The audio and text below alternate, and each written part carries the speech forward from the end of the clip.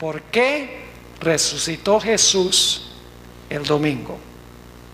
No es por lo que la gente cree, pero vamos a estudiarlo. Inclinemos nuestro rostro para orar. Dios nuestro y Padre Celestial, te damos gracias por tu compañía este día. En verdad ha sido un sábado de gran solemnidad. Sabemos, Señor, que algún día tendremos la oportunidad de guardar el sábado de sábado en sábado perpetuamente en el reino. Anhelamos, Señor, que llegue ese día. Te pedimos mientras tanto que nos instruyas de cómo podemos recordar vívidamente ese día que pronto vendrá. Gracias te damos por escuchar nuestra oración, porque te lo suplicamos en el nombre de Jesús. Amén. Quiero invitarles a abrir sus Biblias conmigo para comenzar esta noche a Éxodo, el capítulo 16 y el versículo 4. Éxodo 16 y el versículo 4. Para darles un poquito de marco, marco histórico para que podamos entender lo que este versículo está diciendo.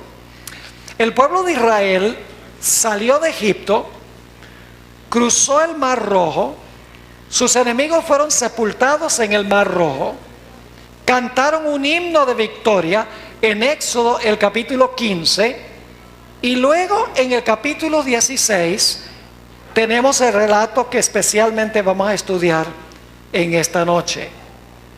Ahora, el pueblo de Israel se encontraba en el desierto, rumbo a Canaán, que iba a ser su hogar permanente. Y estando allí en el desierto, Dios le puso al pueblo de Israel una prueba. Aquí es que quiero que leamos Éxodo 16 y el versículo 4. Éxodo 16 y el versículo 4. Y Jehová dijo a Moisés: he aquí, yo os haré llover pan del cielo, y el pueblo saldrá y recogerá diariamente la porción de un día. Ahora escuchen bien, para que yo lo pruebe si anda en mi ley o no. Ahora, lo interesante es que para este tiempo todavía no se habían dado los 10 mandamientos. Algunos creen que los 10 mandamientos se dieron por primera vez en el monte Sinaí. Esos no vienen sino hasta Éxodo 20. Pero aquí Dios está diciendo al pueblo de Israel: yo voy a probar al pueblo para ver si andan en mi ley. Es decir, la ley ya existía cuando transpira este relato. Y fíjense que el maná es una prueba para ver si el pueblo de Israel va a andar en la ley de Dios. Ahora, quiero que noten lo que dice en Éxodo 16 y el versículo 28. ¿Será que Israel pasó la prueba?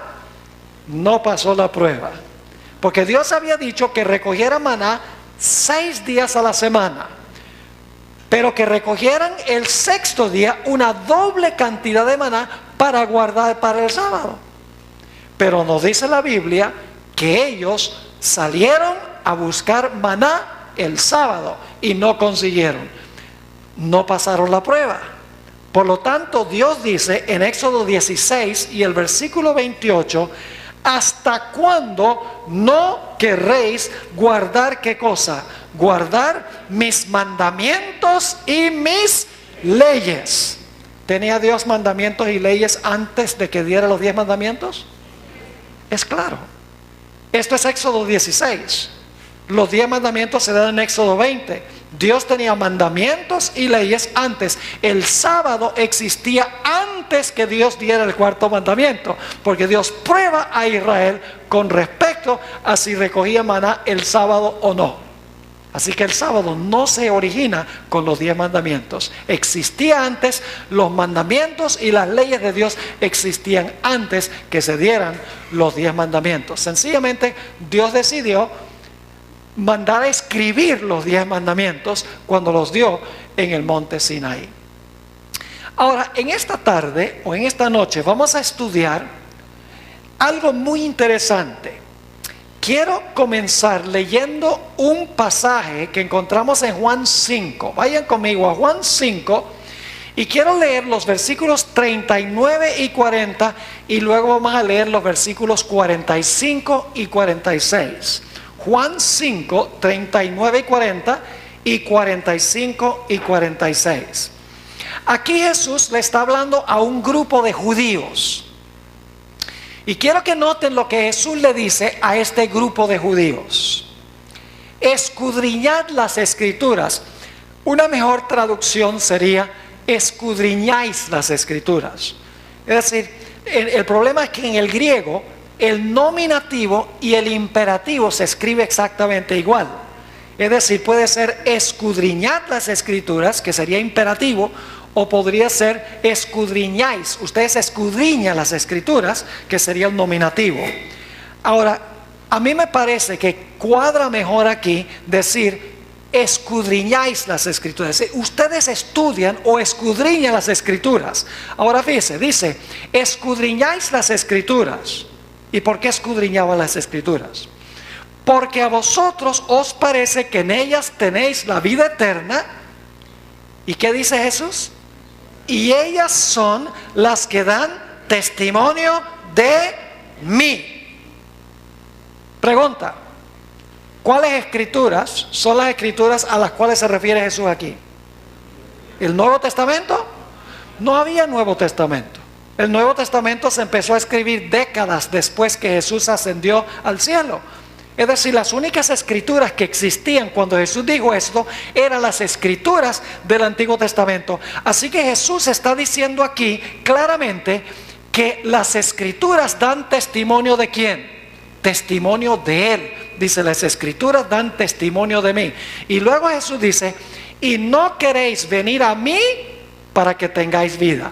Es decir, ustedes leen las escrituras sin verme a mí. Ustedes creen que con solo leer las escrituras van a tener vida. No, pero ellas dan testimonio de mí, así que tiene que aceptarme es a mí como estoy revelado en las escrituras. Ahora vamos a los versículos 45 y 46. Aquí se especifica una porción de esas escrituras.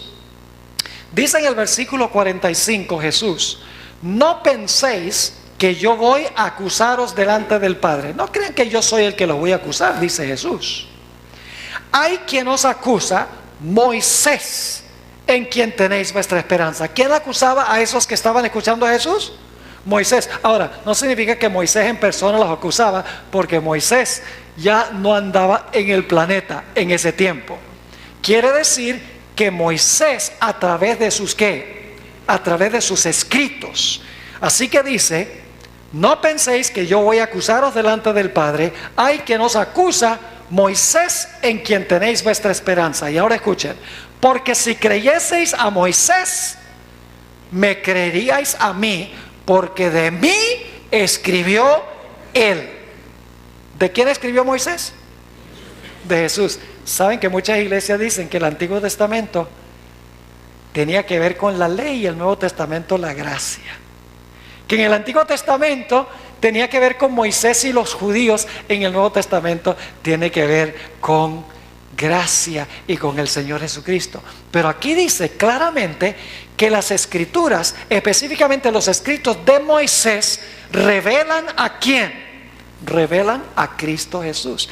En el centro de los escritos de Moisés está Jesús. Moisés escribió de Jesús. Ahora, esta tarde queremos estudiar especialmente un versículo de los escritos de Moisés, para ver cómo apunta ese versículo a Jesús, porque ya vimos que Moisés escribe en cuanto a Jesús. Así que vamos a estudiar este versículo para ver cómo este versículo en el Antiguo Testamento, en los escritos de Moisés, apuntaba hacia Jesús. Me refiero a Deuteronomio, el capítulo 8 y el versículo 3. Deuteronomio, el capítulo 8 y el versículo 3 es el versículo central que queremos estudiar, aunque vamos a comparar otros que se relacionan con este. Aquí Dios a través de Moisés, está relatando la experiencia del maná varios años después. Y quiero que noten lo que le dice Moisés al pueblo de Israel. Dice, y te afligió, y te hizo tener hambre, y te sustentó con maná, comida que no conocías tú, ni tus padres la habían conocido. Así que Moisés dice, Dios los sustentó a ustedes con maná. Ahora, ¿por qué dio Dios el maná? ¿Será que Dios dio el maná nada más para que la gente pudiera fortalecerse físicamente? ¿Será nada más porque el maná tenía vitaminas, minerales, carbohidratos y proteínas y para alimentar el cuerpo fisiológico? No, esa no fue la razón principal por la cual Dios dio el maná. Es una razón, pero el maná literal era alimento espiritual. Dios quería que enseñar una lección espiritual a través del maná, más allá de lo material. Ahora, ¿qué quería enseñar Dios? La última parte del versículo dice, y te afligió y te hizo tener hambre, y te sustentó con maná, comida que no conocías tú, ni tus padres la habían conocido. Ahora viene la lección, para hacerte saber que no solo de qué, de pan vivirá el hombre, mas de todo lo que sale de la boca de Dios vivirá el hombre. ¿Qué representa el maná? El maná representa la palabra de Dios. Moisés dice, Dios te dio maná para que supieras que no solo de pan, es decir, no solo de maná literal vivirás, sino de toda palabra que sale de la boca de Dios. El maná representaba la palabra de Dios. Ahora vamos a 1 Corintios, al capítulo 10 y el versículo 1 al 4. 1 Corintios 10, 1 al 4, a donde el apóstol Pablo está relatando la historia del peregrinaje del pueblo de Israel. Esto lo leímos esta tarde cuando hablamos de la roca y el agua que salió de la roca, pero ahora quiero enfocarme en otro aspecto de este pasaje. Dice allí en 1 Corintios 10, 1, porque no quiero, hermanos, que ignoréis que nuestros padres todos estuvieron bajo la nube y todos pasaron el mar, y todos en Moisés fueron bautizados en la nube y en el mar. Y ahora escuchen, y todos comieron el mismo alimento espiritual. Es decir, el maná no solamente era alimento material, sino que Dios a través del maná quería enseñar lecciones espirituales. Dice, en otras palabras, dice, todos comieron el mismo alimento espiritual y todos bebieron la misma bebida espiritual, que representaba el Espíritu Santo, porque todos bebían de la roca espiritual que los seguía, y la roca era Cristo. Es decir, el maná era pan real, pero el propósito del pan real era enseñar lecciones espirituales. Les ilustro. En el Antiguo Testamento se sacrificaban corderos literales, ¿verdad que sí? Ahora, ¿qué representaban los sacrificios de los corderos literales? Representaban a Cristo. El cordero literal enseñaba una gran lección espiritual. En la Biblia se dice que Jesús es la escalera que vio Jacob, pero Jesús no tiene peldaños. Jesús no es una escalera literal. La escalera literal tenía el propósito de enseñar lecciones espirituales en cuanto a Jesús. Como la escalera alcanza hasta el cielo y llega hasta la tierra, Jesús es hombre y también es Dios, y de esa manera conecta al hombre con Dios. Es decir, la escalera literal tenía el propósito de enseñar una gran lección espiritual. Así es con el maná. El maná era pan real, pan literal, pero el propósito del pan literal era enseñar una profunda lección espiritual en cuanto a Cristo Jesús. Ahora dijimos que el pan espiritualmente representaba ¿qué cosa? La palabra de Dios. Ahora yo pregunto, ¿quién es la palabra de Dios? ¿Quién es la palabra de Dios? Vamos al Evangelio según San Juan, el capítulo 1 y el versículo 1. San Juan, el capítulo 1 y el versículo 1. Un texto muy bien conocido. Dice, en el principio era el verbo. Tal vez no es la mejor traducción, porque en realidad la palabra logos es la palabra que significa ¿qué? La palabra, exactamente. Es decir, en el principio era la palabra, y la palabra era con Dios, y la palabra era Dios. Entonces yo pregunto, ¿quién es la palabra? Es el verbo. Ahora, ¿quién es ese verbo? El verbo es Cristo. Porque en el versículo 14 dice, aquel verbo llegó a ser carne y habitó entre nosotros. Es decir, Jesús es la palabra de Dios. El maná espiritualmente representaba a la palabra de Dios, y la palabra de Dios es Cristo Jesús. Ahora quiero leerles una cita muy interesante del Espíritu de Profecía.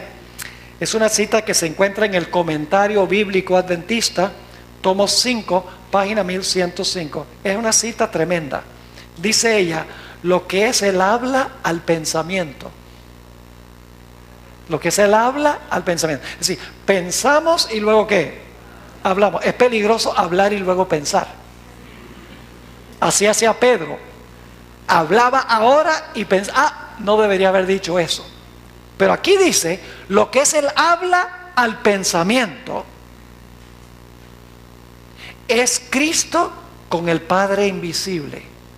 Él es la manifestación del Padre y es llamado la palabra de Dios. Es decir, que el Padre piensa y Jesús habla lo que el Padre piensa. Jesús es la expresión audible de los pensamientos de Dios. Él habla los pensamientos de Dios. Por eso se le llama la palabra de Dios, porque Él es la palabra expresada de los pensamientos de Dios. Es decir, el maná era alimento literal, pero quería enseñar una lección espiritual que representa el maná a Cristo Jesús. Ahora vamos a ser un poquito más específicos. Juan 6 y el versículo 48 al 50, el Señor Jesucristo habla directamente del maná. Si no les quedó claro que el maná representa a Jesús, ahora lo van a ver clarito. Nota lo que dice Juan 6, y vamos a leer los versículos 48 al 50. Aquí está hablando Jesús a un grupo de judíos nuevamente. Dice el Señor, yo soy, ¿qué cosa? El pan de vida. Entonces, ¿quién es el maná? Jesús, porque Jesús es ¿qué? La palabra. Ok, ahora dice, yo soy el pan de vida. Ahora está hablando del maná, porque dice, vuestros padres comieron el maná en el desierto y murieron. Pero luego dice, este es el pan que desciende del cielo para que el que de él come, no que no muera. Entonces, ¿qué representaba el maná? A Jesús. Jesús dice, yo soy el pan vivo que descendió del cielo. Espiritualmente, el maná literal representaba a Cristo Jesús, que es la palabra de Dios, la expresión de la voluntad de Dios. Ahora, no solamente representa el maná a Jesús en términos generales, sino hay algo específico en cuanto a Jesús que representa el maná. No representa a Jesús en todos sus aspectos. Hay algo específico en cuanto a Jesús que representa el maná. Vamos a leer el versículo 51 de ese mismo capítulo 6 del Evangelio según San Juan. Fíjense lo que dice Jesús. Muy importante este dato porque va a colocar el marco para todo lo que vamos a hablar. Dice Jesús, yo soy el pan vivo que descendió del cielo. Si alguno comiere de este pan, vivirá para siempre. Y el pan que yo daré, ahora viene la parte clave, el pan que yo daré es ¿qué cosa? Mi carne, la cual yo daré por la vida del mundo. ¿Qué representa específicamente el maná? Su carne. ¿Lo captaron o no lo captaron? Representa a Jesús, quien es la palabra de Dios. Pero hay algo específico en cuanto a Jesús que representa el maná. Jesús dice, el maná representaba mi ¿qué? Mi carne. Y ustedes dicen, ¿por qué es importante que el maná representaba la carne o el cuerpo del Señor Jesucristo? Hay una razón teológica muy importante. Ahora, para entender plenamente esto, tenemos que regresar al capítulo a donde se habla del maná. Éxodo, el capítulo 16. Ahora, hay algo interesante. ¿Saben lo que significa la palabra maná? La palabra maná significa ¿qué es esto? ¿Y por qué le pusieron nombre qué es esto? Sencillamente porque cuando cayó del cielo y salieron y vieron, nunca habían visto eso, dice, maná, maná, ¿qué es esto? ¿Qué es esto? Y así quedó nombrado maná. Ahora, es interesante notar que el maná debían recogerlo ¿cuántos días a la semana? Debían recogerlo 6 días a la semana. ¿Qué pasaba si se recogía el maná, digamos, de miércoles para jueves? Pasaban dos cosas: criaba gusanos y hedía. Vamos a leerlo. Éxodo 16 y el versículo 19 y 20. Éxodo 16 y el versículo 19 y el versículo 20. Y les dijo Moisés: ninguno deje nada de ello para mañana. Este es uno de los días de semana. Dice, mas ellos no obedecieron a Moisés, sino que algunos dejaron de ello para otro día. Y ahora escuche lo que sucedió. Y crió ¿qué? Gusanos y hedió. Y se enojó contra ellos Moisés. ¿Qué dos cosas pasaban con el maná cuando se dejaba de un día para otro que no fuera viernes para sábado? Criaba gusanos y hedía. Yo pregunto, ¿era este pan común y corriente? No, era un pan distinto. Yo pregunto, si ustedes van a un supermercado y compran un pan, y digamos lo compran hoy, pero no lo abren hoy, sino que lo abren mañana, cuando lo abren mañana está lleno de gusanos y hiede. ¿Sí o no? No. Bueno, supongamos entonces que dejan el pan una semana sin abrirlo, y después de una semana abren el paquete y está el paquete lleno de gusanos y hiede. Tampoco, se puede poner mohoso, pero no hiede ni cría gusanos. Yo pregunto, ¿qué es lo que hiede y cría gusanos? Un cadáver en proceso de descomposición. ¿Es así o no es así? ¿Y qué representa el maná? La carne de Cristo. Ahora, ¿qué sucedía cuando se recogía el maná el viernes para el sábado? Vamos a leerlo. Éxodo 16 y el versículo 23 y 24. Éxodo 16, 23 y 24. Fíjense que cuando se recogía el viernes para el sábado, no criaba gusanos ni hedía. Estaba tan fresco el sábado como había estado el viernes. Dice así: y él les dijo, esto es lo que ha dicho Jehová: mañana es el santo día de reposo, el reposo consagrado a los judíos. Muy bien, ha sido un largo día. Quería ver si están despiertos. Dice, el sábado consagrado ¿a quién? A Jehová. Lo que habéis de cocer, cocedlo hoy. Y lo que habéis de cocinar, cocinadlo. Y todo lo que os sobrare, guardadlo para mañana. Es decir, guarden el maná para el sábado. Noten el versículo 24. Y ellos lo guardaron hasta la mañana, según lo que Moisés había mandado, y no se agusanó ni hedió. Qué cosa tan rara lo que hace Dios. Un día para otro, cualquier día de la semana, gusanos y hiede. Pero cuando se recoge el viernes para el sábado, tan fresco el sábado como el viernes, no cría gusanos ni hiede. ¿Qué quiso enseñar Dios con esto? Escuchen bien. Nosotros los adventistas hemos siempre enseñado que Dios quiso enseñar la observancia del sábado con lo que está en Éxodo 16. Y eso es cierto. Pero ¿sabe lo que hemos perdido? Hemos perdido de vista la razón mesiánica por la cual se debe guardar el sábado. Es decir, nos enseña así, que el sábado no debemos buscar el pan, porque el sábado es el día de reposo. Pero hemos perdido de vista la razón por la cual el maná criaba gusanos y hedía el día sábado, cualquier día que no fuera sábado. tiene una razón mesiánica esto. Hemos perdido de vista al Mesías en esto. Y nos hemos enfocado en, bueno, la ley dice que el sábado, y por eso Dios dijo, no recoja maná el sábado, no va a haber, recógelo el viernes. Y entonces de esa manera Dios quiere que sepas que debes guardar el sábado. Pero, ¿dónde está Cristo en esa explicación? Hay una razón cristocéntrica por la cual el maná no se corrompía el sábado como todos los otros días. Para entender la razón, tenemos que ir a los evangelios, tenemos que ir al Nuevo Testamento, porque el Nuevo Testamento explica al Antiguo Testamento. Ahora, lo que quiero estudiar con ustedes son las últimas 3 declaraciones de Cristo en la cruz. Ustedes saben que en Semana Santa se habla de las 7 palabras, porque Jesús hizo 7 declaraciones cuando estuvo colgado en la cruz. Yo lo que quiero es que nosotros miremos las últimas 3 declaraciones de Cristo cuando estaba en la cruz del Calvario. Vamos en primer lugar a Mateo 27 y el versículo 46. Mateo 27 y el versículo 46. Aquí encontramos la antepenúltima declaración de Cristo en la cruz del Calvario.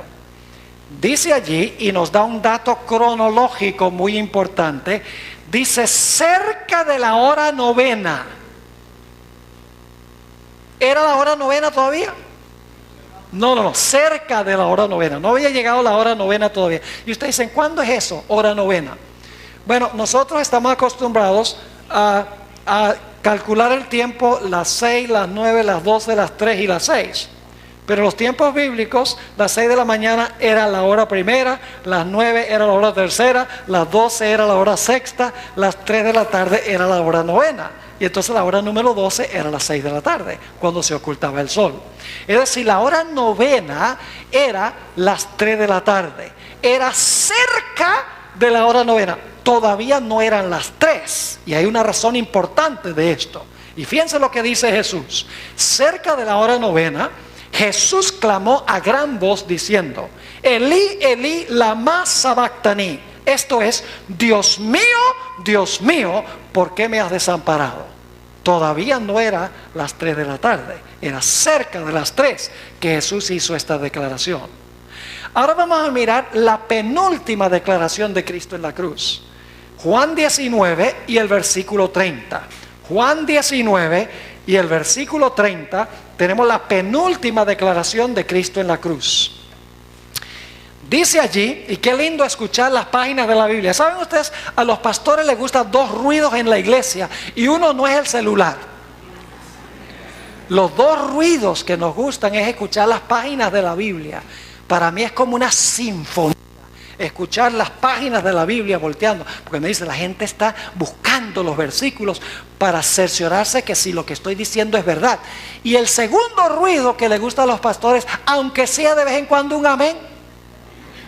Y si quieren decir aleluya, pueden decir aleluya también, porque los ángeles en el cielo viven diciendo amén y aleluya. Los pentecostales no tienen un monopolio de la palabra amén y la palabra aleluya. Eso pertenece a todos los cristianos, esas 2 palabras.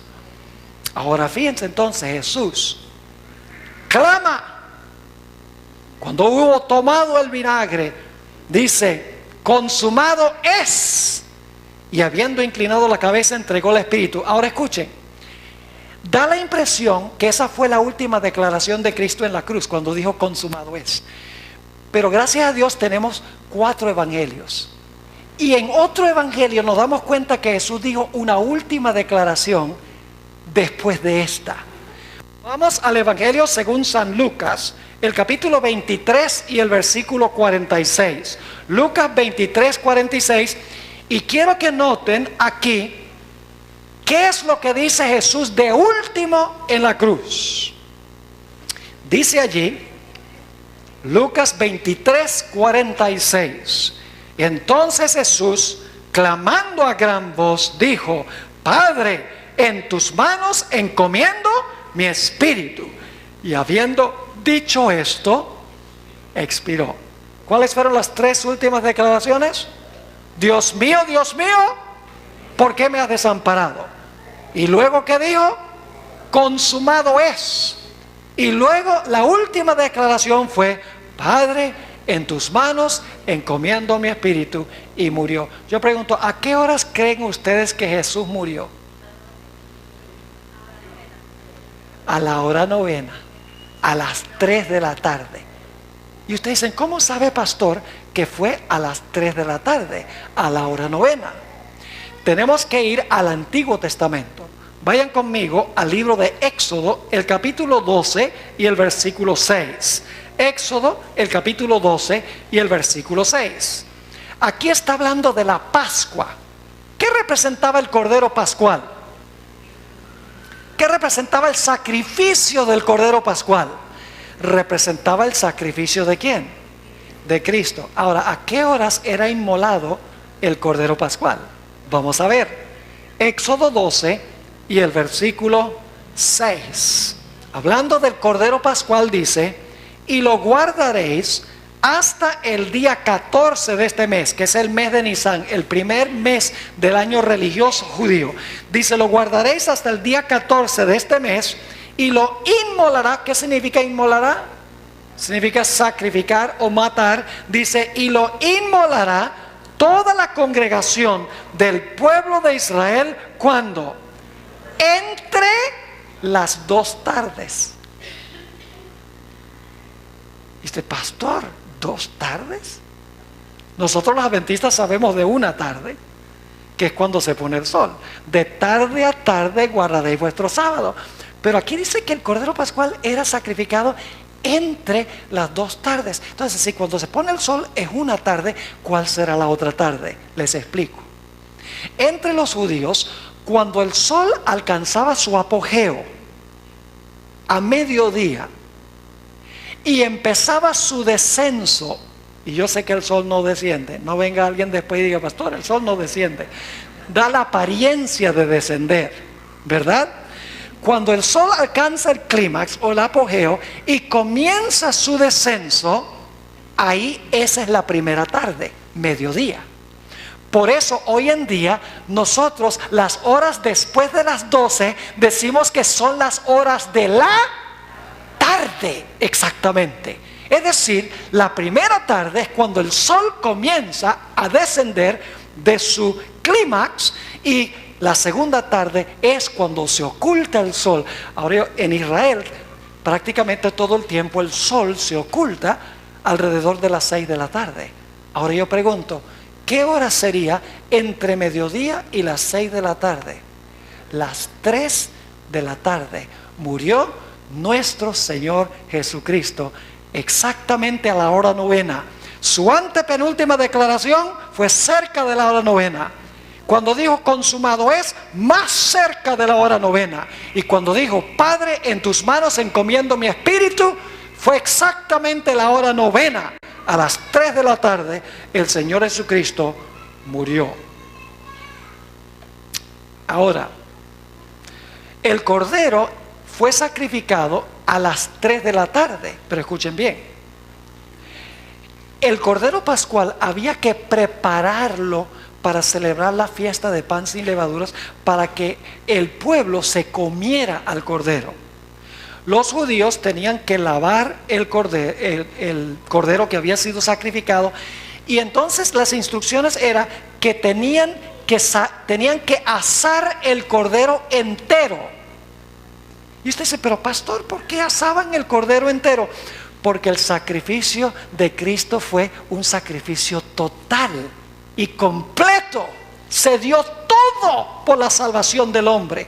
Es decir, se sacrificaba a las 3 de la tarde y entonces había un proceso de asar el cordero, y entonces cuando el sol se ocultaba, entonces se reunía la familia y participaban de ese cordero que había sido sacrificado y que había sido asado.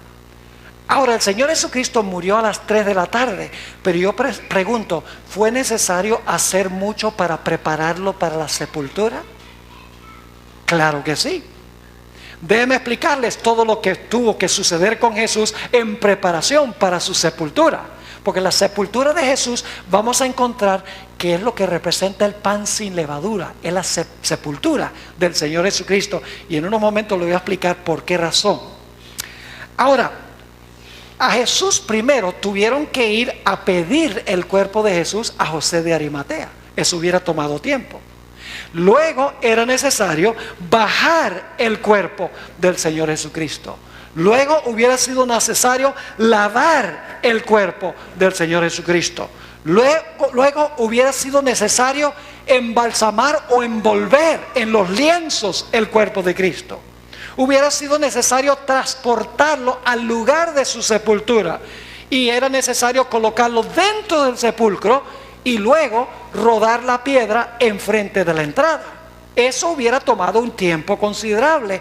Es decir, que entre el tiempo cuando Jesús murió a las 3 de la tarde y cuando finalmente se ocultó el sol y se comía el cordero pascual y se empezaba a celebrar la fiesta de pan sin levadura, fue necesario hacer muchas cosas para preparar a Jesús para la sepultura. ¿Me están entendiendo lo que estoy diciendo?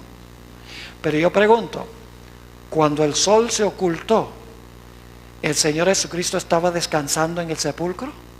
Sí, Señor. Recuerdan que en los evangelios dice que los judíos sintieron que era urgente bajar a Cristo de la cruz y tenerlo sepultado antes que comenzara el sábado. Es decir, que prepararon a Jesús como se preparaba el Cordero Pascual para celebrar la fiesta de pan sin levadura. Prepararon a Jesús para su sepultura, que es lo que es representado por la fiesta de pan sin levadura.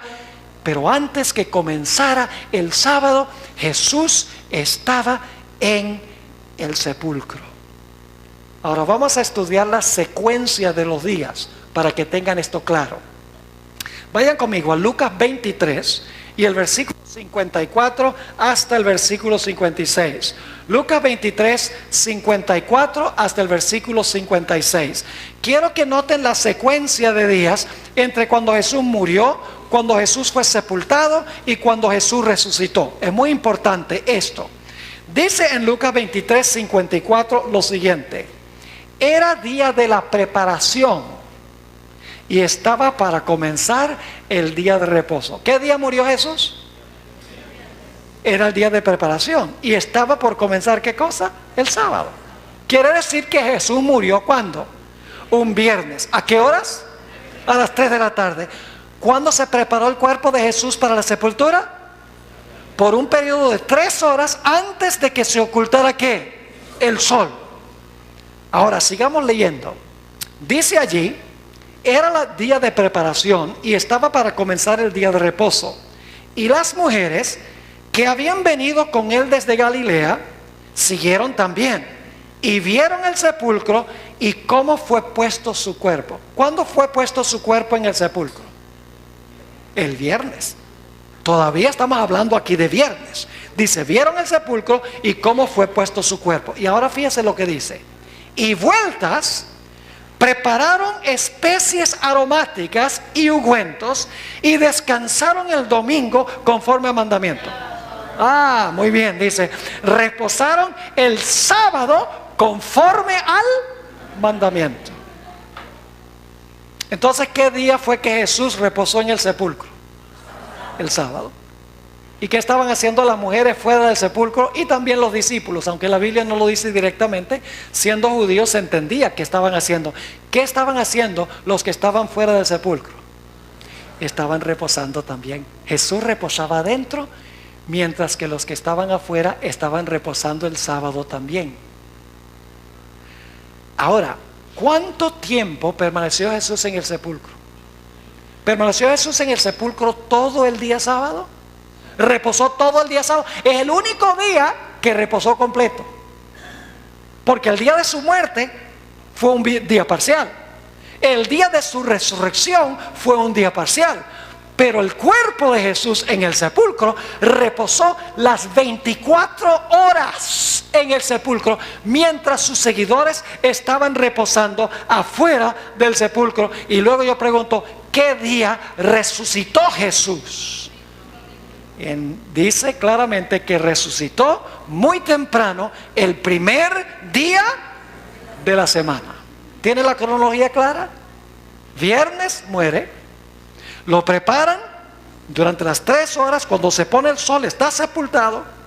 Los discípulos entonces comen la Pascua y empieza el pan sin levadura. Y fíjense, ¿saben por qué era importante el pan sin levadura? La levadura hace dañar más rápido el pan. ¿Es así o no es así? Cuando el pan tiene levadura le sale moho, pero cuando no tiene levadura dura muchísimo tiempo, se pondrá duro, pero muy difícil que se ponga mohoso. El pan sin levadura representa el reposo del cuerpo del Señor Jesucristo en el sepulcro. No tenía levadura de pecado. ¿Están conmigo o no están conmigo? Así que Jesús reposó en el sepulcro todo el día sábado. Ahora yo pregunto, ¿cómo creen ustedes que fue el reposo de las mujeres ese sábado? Estaban contentas y alegres. Estaban con eso. ¿Recuerdan que estudiamos eso? Lo que significa, ¿sabes? Estaban felices ese día sábado. Los discípulos estaban cantando con gozo el sábado, ¿sí o no? ¿Qué va? El día más triste de su vida fue ese sábado. Porque su maestro estaba ¿qué? Estaba muerto. Ese sábado fue un día triste. Y yo hablaba una vez con una persona que es observadora del domingo y me decía, ¿sabe? Nosotros, los que pertenecemos a esta iglesia, nosotros guardamos el día feliz y ustedes guardan el día triste. Y le digo yo, ¿y cómo que el día feliz y el día dice sí? Dice sí, porque el sábado estaban los discípulos tristes, pero el domingo estaban felices porque Jesús había resucitado. Y yo lo miré y le dije, ¿tú cómo que no has leído muy bien tu Biblia? Esa explicación tiene un doble problema, le dije. En primer lugar, el problema es que no debía haber sido un día triste. Porque Jesús múltiples veces durante su ministerio le había dicho, voy a Jerusalén, me van a maltratar, me van a matar y voy a resucitar el tercer día. ¿Lo había dicho Jesús? ¿Qué hubiera sucedido si hubieran creído a Jesús? ¿Cómo hubiera sido ese sábado? Hubieran dicho, Jesús está en el sepulcro reposando de su obra de redención, como reposó el séptimo día de su obra de creación. El maestro está reposando de su obra redentiva y mañana se levanta del sepulcro. Hubiera sido un día de gozo. Le dije, Dios no quería que estuvieran tristes, querían que ese sábado fuera un día de gozo y de felicidad y de anticipación de lo que iba a venir. Y le dije, el segundo problema que tiene tu explicación es que el domingo no fue un día feliz. Y él me dice, ¿cómo que no? Le dije, ¿cómo podía ser un día feliz si el domingo en la noche los apóstoles ni siquiera creían que Jesús había resucitado? Ustedes leen los evangelios, dice que estaban escondidos. El domingo en la noche estaban en el aposento alto y no creían que Jesús había resucitado. Entonces, ¿cómo podían estar contentos? Le dije, tienes que leer tu Biblia. Porque los argumentos suenan muy bonitos, pero no funcionan. Hay que usar argumentos bíblicos. Es decir, las mujeres reposaron el sábado. Fue un reposo agonizante, triste. Pero yo creo que después, cuando ellos entendieron, ya dijeron, vamos a guardar el sábado en conmemoración del reposo del Redentor, como reposó de su obra de creación el séptimo día. Quiero leerles una cita que fue escrita por Elena White. Esto es el manuscrito 25 de 1898. Ella captó el paralelismo entre la creación y la redención. Fíjense lo que dice. El Padre y el Hijo reposaron después de su obra de creación. Y luego cita, fueron pues acabados los cielos y la tierra y todo el ejército de ellos, y acabó Dios en el día séptimo la obra que hizo, y bendijo Dios al día séptimo y lo santificó, porque en él reposó de toda la obra que había hecho en la creación. Es decir, ella dice, el Padre y el Hijo, ambos reposaron después de su obra de creación, y luego da los versículos para comprobarlo. Génesis 2, 2 y 3. Y luego hace este comentario. La muerte de Cristo ocurrió en el momento preciso en que se había especificado. Era el plan.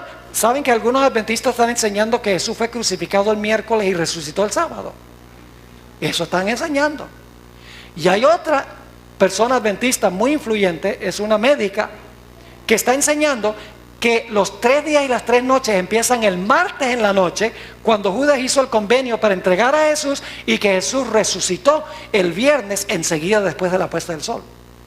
Eso no cuadra con lo que dice el Espíritu de Profecía, ni con la Biblia, dicho sea de paso. Dice ella, era el plan de Dios que la obra de Cristo se completara el viernes y que descansara en la tumba el sábado, así como el Padre y el Hijo habían reposado después de terminar su obra de creación. La hora de su aparente derrota fue en realidad la hora de su victoria. Se implementó con éxito el gran plan que se había elaborado antes de la fundación del mundo. Es decir, Jesús hizo en la redención lo que hizo en la creación. En la creación hizo la obra y reposó el séptimo día. En la redención, Jesús un sexto día terminó su obra de creación, de redención, cuando dijo consumado es, que significa se terminó. Y luego, después de decir el sexto día se terminó, reposó en el sepulcro las 24 horas de su obra de redención. Es decir, el sábado es señal del Creador y es señal también del Redentor. Ahora usted dice, ¿a dónde dejamos el asunto del maná? Bueno, ahora vamos otra vez al maná, porque necesitamos todo este trasfondo para entender por qué el maná no se corrompía cuando se recogía del viernes para el sábado. Ahora estamos listos. Vamos a Juan 6, 51 otra vez. Juan, el capítulo 6 y el versículo 51. Esto ya lo leímos, pero quiero leerlo otra vez porque tiene el detalle crucial para lo que vamos a estudiar en los próximos minutos. Dice allí, en Juan 6, 51, Jesús está hablando: yo soy el pan vivo que descendió del cielo. Si alguno comiere de este pan, vivirá para siempre, y el pan que yo daré es, ¿qué cosa? Es mi carne, la cual yo daré por la vida del mundo. ¿Qué representaba el maná? La carne de Cristo. ¿De acuerdo? Ahora saben, yo quiero que notemos una profecía mesiánica del libro de los Salmos. Vayan conmigo al Salmo 16 y el versículo 8 al 10. Salmo 16 y el versículo 8 al 10. Y lo voy a leer de la Nueva Versión Internacional, que creo que es una versión más fidedigna al original. Salmo 16 y el versículo 8 hasta el versículo 10. Aquí David está escribiendo 1000 años antes que Jesús venga. Proféticamente está escribiendo lo que va a decir Jesús cuando iba a morir. Ahora escuchen lo que dice el Salmo 16 y el versículo 8. Aquí está hablando Jesús proféticamente de lo que él iba a decir cuando estaba a punto de morir. Dice: a Jehová he puesto siempre delante de mí, porque está a mi diestra, no seré conmovido. Se alegró por tanto mi corazón y se gozó mi alma. Ahora escuchen, mi carne también, ¿qué? Reposará confiadamente. ¿Qué iba a reposar? La carne iba a reposar. ¿Cómo iba a reposar? ¿Qué día reposó? El sábado. El sábado su carne reposó confiadamente. Ahora, ¿por qué iba a reposar su carne confiadamente? Noten lo que dice el siguiente versículo, el versículo 10. Porque no dejarás mi alma. La palabra alma, la palabra nefesh, significa mi vida. No dejarás mi vida en el Seol. La palabra Seol es el sepulcro. No dejarás mi vida en el sepulcro. Ahora escuchen, ni permitirás que tu santo vea corrupción. Yo pregunto, ¿qué hubiera sucedido con un cuerpo común y corriente si la persona hubiera muerto el viernes a las 3 de la tarde? ¿Qué hubiera sucedido enseguida? Su carne hubiera empezado el proceso de descomposición, que últimamente llevaría a criar gusanos y a ¿qué? Y a heder. Pero aunque Jesús murió a las 3 de la tarde del viernes, su cuerpo, su carne, estaba tan fresca el sábado como había estado cuando murió. porque su cuerpo no iba a ver corrupción, porque él era lo que representaba el maná. Y como el maná no se corrompía el sábado, la carne de Cristo representada por el maná tampoco se corrompió el sábado. ¡Qué tremendo! Hay mucho más de lo que hemos visto en esta historia. Hemos perdido de vista el propósito mesiánico de esta historia.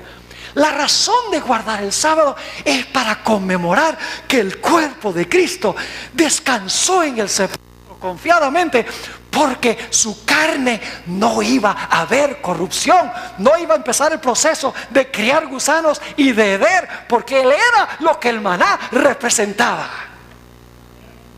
¿Están entendiendo? Ahora ustedes dicen, bueno, pastor, pero ese es Antiguo Testamento. Pues vamos al Nuevo. Vamos a Hechos, el capítulo 2, a donde el apóstol Pedro cita este versículo. Hechos, el capítulo 2 y el versículo 25 al 27. Si ustedes no creen que David estaba hablando de Jesús, ahora lo van a ver claramente. Hechos 2 y el versículo 25 al 27. Dice aquí, porque David dice de él. ¿David dice de quién? De él, de Jesús. David dice de él, veía al Señor siempre delante de mí. Esto lo está diciendo Pedro. Veía al Señor siempre delante de mí, porque está a mi diestra, no seré conmovido. Por lo cual mi corazón se alegró y se gozó mi lengua, y aún mi carne descansará en esperanza. Es lo mismo que leímos en el Salmo 16, ¿sí o no? Claro que sí. Y luego dice, porque no dejarás mi vida. La palabra vida es el alma, es vida. No me dejas en el Hades, que es el sepulcro, ni permitirás que tu santo vea ¿qué? Corrupción. Ahora, ¿qué es lo que quieren decir estos versículos? Vamos a los versículos 31 y 32. Hablando de David dice, pero siendo profeta y sabiendo que con juramento Dios le había jurado que de su descendencia en cuanto a la carne levantaría al Cristo para que se sentase en su trono, viéndolo antes, habló de la resurrección de Cristo, que su vida no fue dejada en el sepulcro, ni su carne vio corrupción. A este Jesús resucitó Dios, de lo cual todos nosotros somos ¿qué? Somos testigos. Ahí el apóstol Pedro hace la conexión con el maná. Ahora yo pregunto, ¿por qué resucitó Jesús el primer día de la semana? Porque tenía que reposar el séptimo. ¿Me están entendiendo lo que estoy diciendo? El día importante no es el domingo. El día importante es el día antes del domingo, el sábado. Díganme ustedes, si tenía que reposar el sábado, pues ¿qué día iba a resucitar? Si tenía que reposar en el sepulcro y su carne no iba a haber corrupción el sábado, pues ¿qué día iba a resucitar? El domingo. Pero no es porque el domingo es santo, sino porque el sábado es santo. El día antes del domingo es el día de enfoque en la historia del maná. Y fíjense qué interesante, los cristianos cuando celebran Semana Santa, que viene pronto, hablan de Domingo de Ramos, miércoles de ceniza, jueves santo, viernes santo, domingo de resurrección, y el sábado casi ni se menciona. Yo sé que se llama sábado de gloria, pero recibe muy poco énfasis, que es el día central en todo este asunto. Ahora, Juan Pablo II, tal vez el papa más respetado en la historia de la Iglesia Católica, escribió un documento que se llama Dies Domini, el Día del Señor, una carta pastoral que escribió a los teólogos y sacerdotes de la Iglesia Católica. Y allí en esa carta pastoral, él da una larga lista de cosas que pasaron el domingo para tratar de comprobar que el domingo es el día especial que hay que guardar. Por ejemplo, él dice, Jesús resucitó el domingo. Caminó con 2 discípulos a Emaús el domingo. Se le apareció a sus discípulos en la noche del domingo. El Espíritu Santo fue derramado el domingo. Si ustedes cuentan el número de días, es probable que el Pentecostés cayó en un domingo. Y él dice, bueno, dice, el Espíritu Santo fue derramado el domingo. La primera proclamación del Evangelio por Pedro fue el domingo. Y los primeros bautismos fueron el domingo. Y la gente que lo lee dice, ve, tanto domingo. Pero escuchen bien, si Jesús tenía que reposar el sábado, tenía que resucitar el domingo. Y como el Pentecostés venía 50 días más tarde, tenía que también ocurrir un domingo. Pero no porque el domingo es significativo, sino porque esos eventos tienen como su punto de referencia, ¿qué cosa? El sábado. Es decir, el sábado es el día central. El día central no es el domingo. ¿Me están entendiendo? Así que escuchen bien. Ahora tenemos dos razones para guardar el sábado. Porque después que Jesús hizo su obra de creación, reposó el séptimo día de su obra de creación. Y el Señor Jesucristo dice, ahora tú guarda el sábado para acordarte de tu Creador. Pero hay una segunda razón. Jesús dice, cuando yo terminé mi obra de redención el viernes por la tarde, el sexto día, y dije, consumado es, dije, se terminó el sexto día. Yo reposé en el sepulcro el séptimo día y tú debes reposar para conmemorar mi obra de redención. Pero escuchen, el sábado tiene una tercera dimensión. Tiene una dimensión profética. El sábado tiene una dimensión futura. Tiene una razón futura para guardar el sábado. Y ustedes dicen, ¿cuál es esa razón futura profética para guardar el sábado? Vayan conmigo a Isaías 66 y el versículo 22 y 23. Isaías 66 y el versículo 22 y el versículo 23. Aquí está hablando de cuando Dios haga cielos nuevos y tierra nueva. Dice allí, porque como los cielos nuevos y la nueva tierra que yo hago, permanecerán delante de mí, dice Jehová. Así permanecerá vuestra descendencia y vuestro nombre. Y ahora escuchen esto. Cielo nuevo y tierra nueva. Dios está diciendo, yo voy a hacer, ¿qué cosa? Yo voy a hacer cielos nuevos y tierra nueva, como dice en Apocalipsis 21 y 22. Y luego dice, y de mes en mes, y de domingo en domingo. No. Dice, de mes en mes y de sábado en sábado vendrán todos los judíos. No. Alguna versión dicen toda carne. La versión que yo estoy leyendo dice, vendrán todos a adorar delante de mí, dijo Jehová. ¿Qué día se va a guardar para conmemorar la creación de cielos nuevos y tierra nueva? El sábado. Ahora yo pregunto, ¿en la tierra nueva va a haber meses? ¿Notaron que dice que vamos a venir a adorar a Dios de mes en mes? ¿Por qué de mes en mes? Porque hay un árbol que produce su fruto cada mes. Vamos a leerlo. Apocalipsis 22 y el versículo 2. Apocalipsis 22 y el versículo 2 nos dice claramente por qué vamos a ir mensualmente allá. Dice allí, en medio de la calle de la ciudad y a uno y otro lado del río estaba el árbol de la vida, que produce 12 frutos, dando ¿qué? Cada mes su fruto, y las hojas del árbol eran para la sanidad de las naciones. ¿Cuán a menudo da el árbol su fruto? Cada mes. Si ustedes leen Apocalipsis 2 y el versículo 7, dice que los redimidos van a ir a comer del árbol de la vida cada mes. Entonces ya sabemos por qué vamos a ir cada mes. Vamos a ir cada mes para comer ¿de qué? Del árbol de la vida. ¿Por qué vamos a ir cada sábado? ¿Para recordar qué? Para recordar la nueva creación de cielos nuevos y tierra nueva.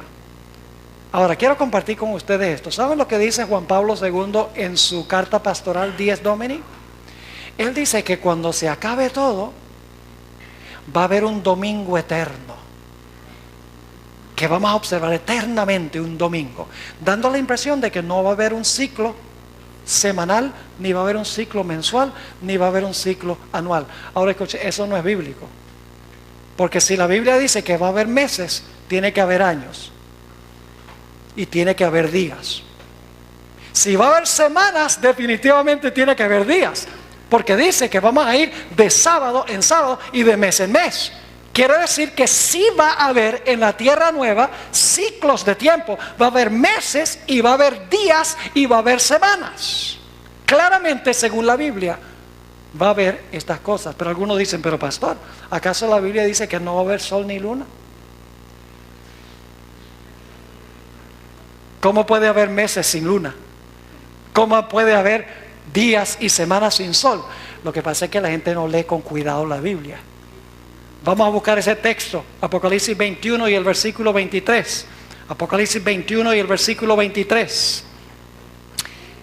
Y vamos a leerlo con cuidado, no descuidadamente en la superficie. Vamos a leerlo con cuidado. Dice allí, la ciudad. ¿Dónde? ¿Toda la tierra? No, la ciudad. La ciudad no tiene necesidad. ¿Dice que no hay sol ni luna?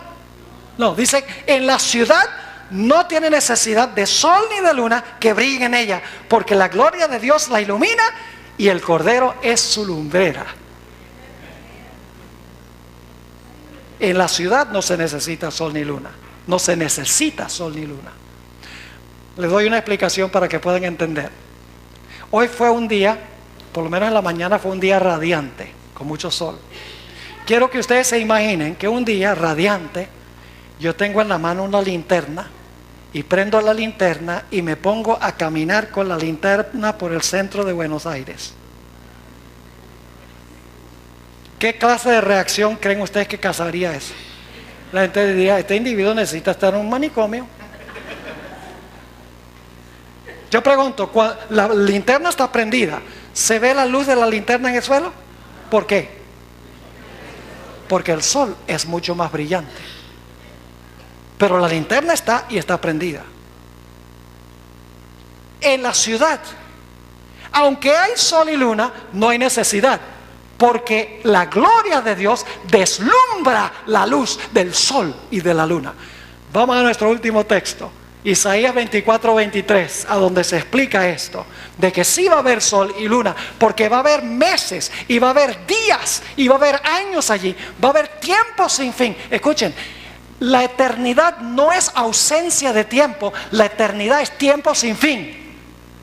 Ahora, fíjense lo que dice en Isaías 24:23, hablando de este momento, dice, la luna se avergonzará y el sol se confundirá cuando Jehová de los ejércitos reine en el monte de Sión y en Jerusalén, y delante de sus ancianos sea glorioso. ¿Qué va a pasar con el sol y la luna? Dice, la luna se va a avergonzar y el sol se va a confundir. No significa que no va a haber sol ni luna. Sencillamente significa que la luz del sol y la luna no se comparan a la gloria de Dios en la santa ciudad. Ahora quiero terminar con esto. ¿Cuántas razones tenemos para guardar el sábado? Por lo menos 3. Cuando Jesús hizo el mundo en 6 días, reposó el séptimo, le dijo al hombre, guarda el séptimo para acordarte de tu Creador. Cuando el Señor Jesucristo terminó su obra de redención el 6º día, cuando dijo se terminó o consumado es, el Señor Jesucristo reposó en el sepulcro, sus seguidores también reposaron. No entendían todo, pero luego llegaron a entender que se debe guardar el sábado, reposar, porque es el día que Jesús reposó de su obra de redención, para recordar que es el Redentor. Y luego, cuando Cristo haga cielos nuevos y tierra nueva, vamos a guardar el sábado para recordar al que restauró todas las cosas. Nunca ha cambiado el plan de Dios. Ahora fíjense qué lindo es esto. ¿En cuántos días creen ustedes que Dios va a crear nuevamente este planeta? ¿Sabe? Por mucho tiempo yo pensaba que Dios sencillamente iba a decir, sea todo lo que había antes. Y repentinamente el mundo está perfecto con todo lo que tenía el mundo. Pero Me di cuenta que eso no es bíblico. Porque no cabe duda que Dios, cuando haga cielos nuevos y tierra nueva, lo va a hacer en 6 días. Y ustedes dicen, ¿cómo sabe que va a ser en 6 días? Es muy sencillo. Porque si vamos a guardar el séptimo para conmemorar la creación de cielos nuevos y tierra nueva, usted no puede tener un séptimo sin tener los primeros 6. ¿Sí están conmigo o no están conmigo? ¿Cómo va a decir, vamos a guardar el séptimo día de reposo para conmemorar la creación de cielos nuevos y tierra nueva, si no teníamos los primeros 6 como punto de referencia? Ahora lo lindo es esto. Al principio, cuando el Señor Jesucristo creó este planeta en 6 días, Adán y Eva no vieron a Jesús crear nada. El primer día, cuando hizo la luz, no estaban por ahí. El segundo día, cuando hizo el firmamento, Adán y Eva no estaban. El tercer día, cuando hizo la tierra seca y puso plantas y flores y árboles frutales, Adán y Eva todavía no habían aparecido en el escenario. El cuarto día, cuando Dios ubicó el sol, la luna y las estrellas en sus lugares, Adán y Eva todavía no habían sido creados. El quinto día, cuando Dios hizo las aves y los peces, todavía Adán y Eva no estaban. El sexto día, cuando Dios hizo los animales terrestres, todavía no había surgido Adán ni Eva. Y claro, cuando Dios hizo a Adán, Adán no vio su propia creación. Sencillamente Adán, de repente, Dios lo forma del polvo de la tierra y luego respira en su nariz el aliento de vida, y Adán se despierta y ve a su creador, pero no vio su creación. ¿Sabes lo que es más interesante? Que cuando Dios creó a Eva, durmió a Adán. Así que Adán tampoco vio la creación de Eva. ¿Cómo podía saber el hombre que Dios era el creador? Solo podía tener la certeza de que Dios era el creador porque Dios le dijo, yo soy el creador, y sencillamente tenía que aceptarlo por fe, porque no lo había visto. Tenía que andar por fe y no por vista. Pero lo lindo es que al final de la historia, todo el pueblo estará vivo. Imagínense ustedes, sea la luz.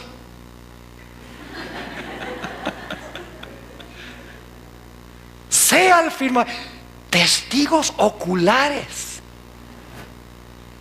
Que la tierra, todo se había secado en la plaga del sol, quemó toda la vegetación. Dios dice que sea el mundo un jardín botánico. Y ahí estamos viendo los árboles aparecer y las plantas y las flores. Y luego Dios dice que el sol, la luna y las estrellas ocupen sus lugares, porque la Biblia dice que van a ser removidos. Las potestades de los cielos serán conmovidas. La hermana White dice que el sol, la luna y las estrellas, por la voz de Dios, se desquiciarán. ¿Quién sabe para dónde van a ir? Y Dios tiene que volverlas a traer y ubicarlas para beneficiar al planeta. Y luego Dios va a decir que en el aire haya aves y pájaros, que las aguas produzcan peces. Y luego Dios va a decir que la tierra produzca seres vivientes. Y nuevamente el mundo será un zoológico. Y el pueblo de Dios lo estará viendo. Y entonces Dios va a decir, ¿qué les parece si tomamos el séptimo día para deleitarnos en lo que hice? Y entonces el pueblo de Dios con Jesús guardará el séptimo día sábado para recordar a su Creador, a su Redentor y a su Restaurador. El plan de Dios nunca ha cambiado. El domingo no es el día de reposo. El domingo resucitó Jesús, repito, porque tenía que descansar el sábado. Su cuerpo debía descansar las 24 horas como Él había reposado en la creación. Y si iba a descansar el sábado, pues eso significaría que tendría que resucitar el domingo. Pero no resucitó el domingo porque el domingo era importante, sino porque el día antes del domingo, el sábado, era importante. Ahora surge la pregunta, ¿vamos nosotros a guardar el santo sábado del Señor? ¿Ustedes creen que es un yugo de servidumbre? ¡Ay, qué carga tan grande! No puedo jugar fútbol, no puedo ir al mercado, no puedo hacer mis tareas, mi estudio para el colegio. No puedo ver televisión. ¡Ay, qué miseria! No, o sea, no debemos mirar las prohibiciones del sábado, sino que debemos deleitarnos en decir, yo no quiero hacer nada de eso, pues yo quiero pasar el tiempo con mi Jesús. El sábado es pasar tiempo con Jesús. El sábado no es, ay, no puedo hacer esto, ni esto, ni esto, ni esto, ni esto. No, no es una lista de prohibiciones. ¿Sabe? Cuando yo amo a Jesús, yo no voy a querer hacer nada de eso, porque yo quiero pasar todo el día con Él, sin distracciones, por amor a Él. El sábado es una señal de amor. ¿Saben que las relaciones amorosas se construyen con tiempo? Lo más precioso es pasar tiempo juntos. Pues cuando uno pasa tiempo juntos, se llegan a conocer y se profundiza la relación entre dos personas. Por eso muchos matrimonios se rompen, porque los dos andan trabajando por su lado y nunca pasan tiempo juntos para edificar su relación matrimonial. Y Dios lo sabe, así que dice, mire, vamos a pasar un día completo para reabastecer nuestra relación uno con el otro. Ese es el propósito del sábado. Tristemente, la vasta mayoría de las iglesias del mundo están en un camino engañoso. Están pensando que se debe guardar el domingo en honor a la resurrección de Cristo, y han olvidado que el domingo no puede ser la señal, porque el domingo no fue el día que conmemora la creación, el domingo no fue el día que conmemoró la redención, ni el domingo será el día que conmemorará la renovación de los cielos y de la tierra. El sábado siempre ha sido el plan de Dios desde el comienzo hasta el fin. La pregunta clave es, ¿vamos a estar nosotros dispuestos de guardarlo conforme al mandamiento? Puede ser que hay algunos aquí, visitas. Esta es la primera vez que ustedes han escuchado esto. Están sorprendidos. Dicen, ¿cómo será posible que yo no había entendido esto antes? ¿Será posible? Yo tengo que ir a hablar con mi pastor, tengo que ir a hablar con mi sacerdote. Y lo pueden hacer. Pero les voy a decir lo que van a decir. Van a decir, no, hay que guardar el domingo en honor a la resurrección. O le van a decir, la iglesia tiene poder para cambiar el día del sábado al domingo. Y nosotros honramos en la resurrección de Cristo. Todas esas explicaciones les van a dar, pero la pregunta clave es, ¿están esas explicaciones en armonía con la santa palabra de Dios? Si no están, entonces no es el mandamiento de Dios, sino que son las tradiciones de los hombres. Y Jesús dijo, en vano me honran, enseñando como preceptos mandamientos de hombres. Dios quiera, mis hermanos y hermanas, apreciadas visitas, que nosotros tomemos la decisión que vamos a guardar, por amor a Jesús, su santo día sábado. Quiero preguntar, ¿cuántos de los presentes le gustaría decirle al Señor Jesús, Señor Jesús, por amor a ti, yo quiero guardar tu santo sábado, recordando cuán maravilloso que eres? ¿Quiere colocarse de pie? Si ese es el deseo de su corazón, yo quiero orar por ustedes en esta noche. Gloria a Dios. ¿Quién no va a querer? Oremos. Padre Celestial, hemos estudiado un tema solemne, un tema que demuestra la importancia que tiene tu santo día de reposo.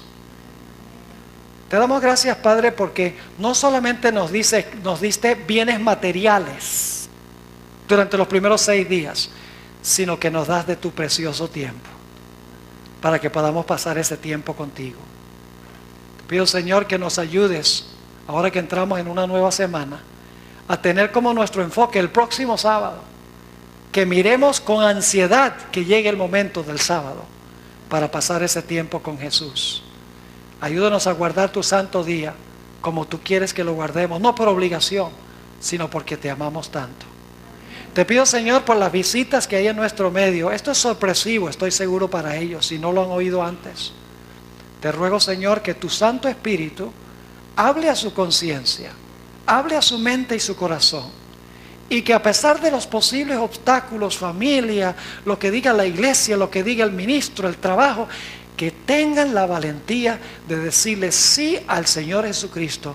Por tu gracia yo voy a guardar el sábado y dejar las consecuencias en tus manos. Gracias, Padre, por habernos acompañado y gracias por escuchar esta oración, porque te lo pedimos en el nombre de Jesús. Amén. Amén. He dicho.